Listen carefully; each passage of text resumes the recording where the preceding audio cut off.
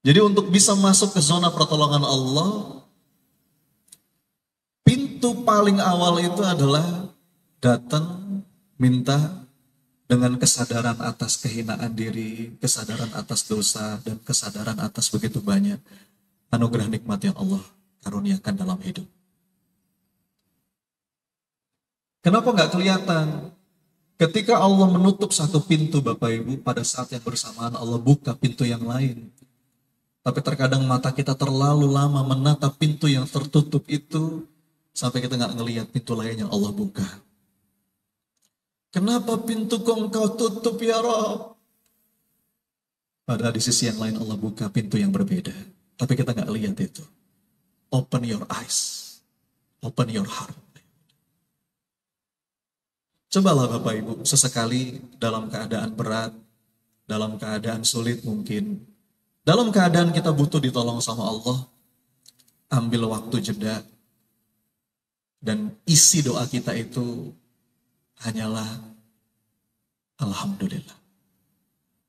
Terima kasih Allah. Bahkan kata Nabi, afdolud doa, Alhamdulillah. Kebanyakan dari kita itu menetapkan syarat yang terlalu banyak untuk bisa bersyukur. Bu, Pak, mana yang duluan? Bahagia dulu baru sukses, atau sukses dulu baru bahagia? Inspirasi dari Musa, Rabbi syrahli sadri. Terus, wa yassirli amri. Ya Allah, lapangkan dadaku. Baru setelah itu, mudahkan urusanku. Jadi mana yang duluan? Urusan mudah dulu baru dada lapang, atau lapang dada dulu baru urusan jadi mudah? Mana yang duluan? Yang benar. Kebanyakan dari kita itu terbalik.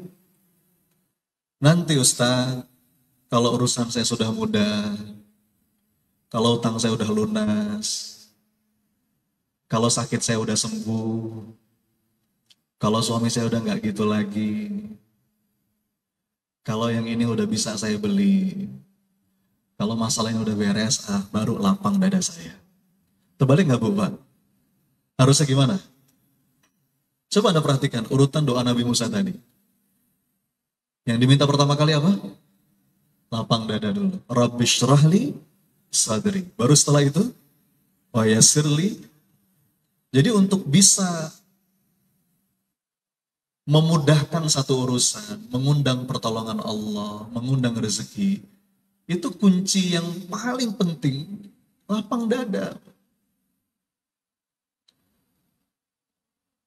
Kita sering berpikir sukses dulu baru bahagia. Padahal kata para pakar, enggak. Happiness first. Success second. Ya. Dan tadi saat kita datang sebagai seorang hamba, mengakui segala dosa, mengakui segala nikmat. Itu satu proses, satu fase yang akan melapangkan dada kita. Dan kelapangan dada kita itulah yang akan memudahkan urusan. Mengundang pertolongan. Menarik rezeki bahkan dari arah yang tidak kita duga.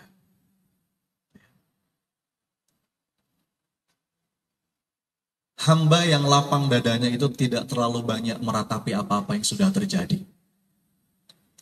Dia yakin segala sesuatu itu ada hikmahnya dan pasti baik pada akhirnya. Setiap takdir yang Allah tetapkan dalam hidup kita ditetapkan di atas dasar sifatnya yang maha adil, gak mungkin zolim, maha benar, gak mungkin keliru, maha bijaksana, gak mungkin sembarangan. Makanya Bapak Ibu, bagi orang-orang beriman yang lapang dadanya, itu gak ada kalimat seandainya saja. Coba diulang Bapak Ibu, apa? Bahkan kata Nabi, perkataan seandainya saja itu bisa jadi pintu masuknya setan. Atas apa-apa yang sudah terjadi, kita nggak boleh ngomong seandainya saja. Tapi katakan, qadarullah wa ma sya'afa'al. Inna lillahi wa inna ilaihi raji'un. semua terjadi atas izin Allah. Ma asaba min musibatin illa biiznillah. Wa may yu'min billah yahdi qalbah. Bagi orang beriman, semua yang terjadi atas izin Allah. Dan yang kedua, semua baik dari Allah. Sebagaimana sabda Nabi, ajaban li amril mu'min inna amrohu kullahu khair. Betapa menakjubkan urusan orang-orang yang beriman. Kenapa? Karena semuanya baik. In asabathu syarra'u syakara fakanat khairan lahu wa in asabathu darra'u sabara fakanat khairan lahu. Enak atau enggak enak, sesuai harapan atau enggak sesuai harapan, semuanya baik. Kalau kita sikapi dengan iman. Yang namanya pergiliran episode kehidupan itu Bapak Ibu kita akan ngalamin. Wa tilkal ayyamu nudawiluha bainan nas. Enggak mungkin kita di atas terus, ada masanya kita jatuh terperosok ke bawah. Betul? Enggak mungkin kita punya uang terus, ada masanya kita enggak punya uang. Betul? Sering. Enggak mungkin kita sehat terus, ada masanya kita sakit. Gak mungkin kita dideketin orang terus, ada masanya orang pergi meninggalkan kita. Biasa saja, itu pergiliran episode kehidupan. Tapi bagi orang-orang yang lapang dada di atas dasar keimanan, dia yakin semuanya baik dari Allah. Ada masanya yang terjadi itu sesuai dengan apa yang kita inginkan. Kita kepengen A, Allah hadirkan A. Pernah ngalamin? Pasti pernah ya. Kita berdoa mintanya A nih Bu, Pak. Dan pengabulan dari Allah itu A. Sesuai dengan apa yang kita inginkan. Pernah ngalamin ya? Pasti pernah, saya jamin. Tapi ada masanya, kita berdoa minta A. Allah kabulkan B. Kenapa? Karena menurut ilmunya Allah, B itu lebih baik dan lebih kita butuhkan. Masalahnya kadang-kadang mata kita ke A terus. A ya Allah, pokoknya A, gak mau yang lain. Istiqorohnya gimana Bu? Ya Allah jika dia baik jodohkan kami. Tapi kalau dia gak baik perbaiki dia ya Allah. Itu bukan istiqoroh namanya. Orang-orang yang lapang dadanya itu Bapak Ibu, dia meyakini hadiah terindah adalah apa yang saat ini aku miliki. Dan takdir terindah adalah apa yang saat ini aku jalani. Coba diulang kalimatnya.